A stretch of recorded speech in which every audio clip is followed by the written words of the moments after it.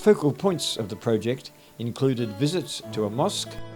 Well, I'm interested actually to see the design of it, whether it's fairly plain, whether it's got lots of decoration, how it's set out, and how it compares to what we know to be the general way that synagogues are set out. Certainly a lot more insight into the closeness of the community once inside a mosque, and what kind of feeling that it generates, and its focus. It has a focal point. I'll take it to the ablution area, which is a pre-prayer cleansing ritual, and then we'll move over to the inside of the mosque where our imam will explain to you the fundamental principles behind Islam. And throughout history, God has brought to worth thousands of prophets, hundreds of thousands of prophets, and each one of these prophets has their place in the Quran. Further to that, obviously, God has also revealed many texts, be it the Bible, the Quran, and the Torah, and each one of those, again, has its place in the Quran. And the Quran also states that a person cannot be a Muslim if they deny any of the prophets that God sent or any of the books that was revealed to him.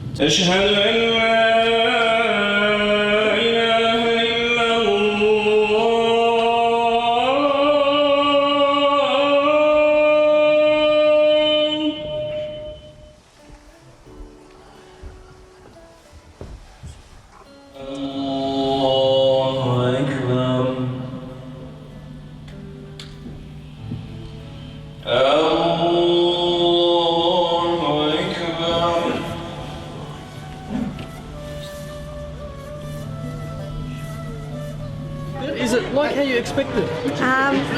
It is. I mean, I guess partly, I've seen movies, so, it wasn't dissimilar from what I thought it would be. But I still found it really interesting that everyone does their own thing. Like, there are certain parts where, you're following the imam, and other parts where everyone's doing their own. On behalf of the Jewish participants, I'd like to thank Imam Ramazan and his community for, first of all, inviting us here today to be able to actually see the mosque.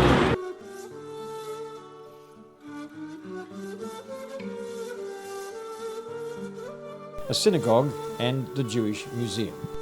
Yeah, my name's Fauzi, by the way. Well, I've never been in a synagogue before, so this is the first time, but I'm looking forward to it, and probably the feeling I've got is just like walking into anywhere where there's a religious atmosphere. You feel, at peace, and all of a sudden you feel more spiritual.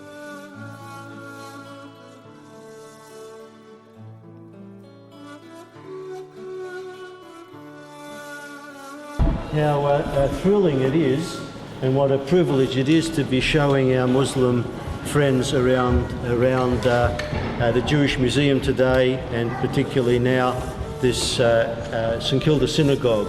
This is used by the reader when he actually sings. There's no vowels and there's no musical notes. So it's trained, because the printed books have both the vowels and the musical notes. But it's an art form that takes a great deal of training and learning. In effect, you have to learn it virtually by heart.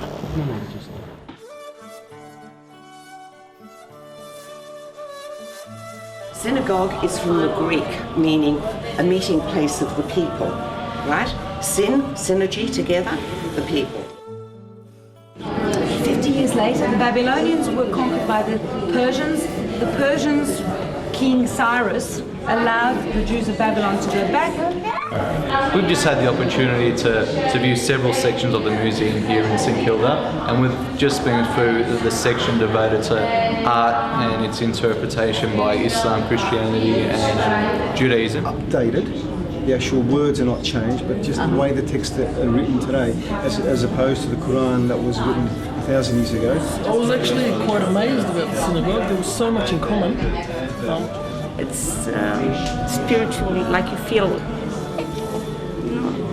I don't know how to explain that, but you feel the spiritual things there.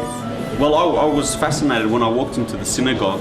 I actually had it gave me not a mystical feeling, but there was that feeling of you're in a place where you need to be almost in awe.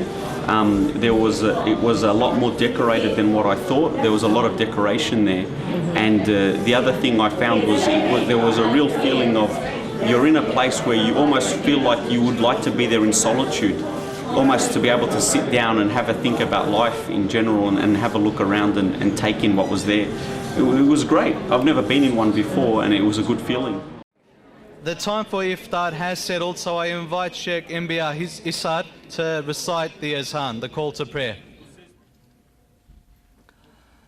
Allahu Akbar, Allahu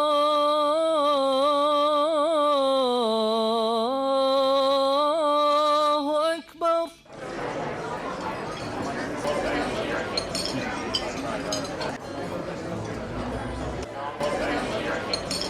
Another first. Jews sharing a Ramadan iftar dinner.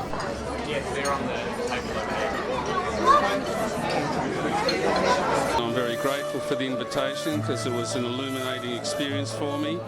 I really enjoyed the cultural events and the explanation of the importance of Ramadan and the fasting process. It really struck me when I come in. I was so happy to see some particular people haven't seen for a while. I thought, yes, they're my friends. I'm not choosing them because of their religion or despite their religion. Bismillahir Rahmanir Rahim.